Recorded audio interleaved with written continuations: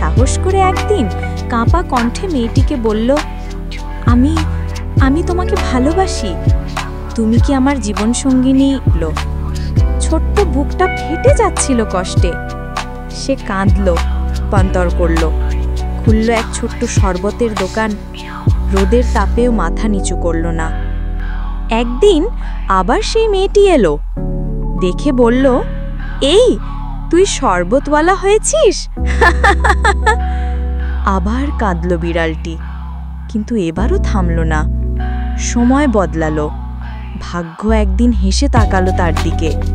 সে জিতে নিল লটারি, কোটি টাকা মালিক হয়ে গেল। এখন সে এক বিশাল সুপার শপের মালিক।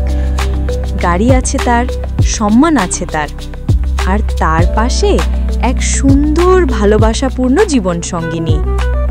আর সেই ধনী মেয়ে, সে এখন শুধুই আফসোস করে, হারিয়ে ফেলা অতীতের ভুলগুলোর কথা মনে করে। এই গল্প আমাদের একটা বড় শিক্ষা দেয়, কাউকে অবহেলা করো না, কারণ গোবরেও পদ্ম ফুল ফোটে। এবং ভালোবাসা, পরিশ্রম আর ধৈর্য, এই তিনটা থাকলে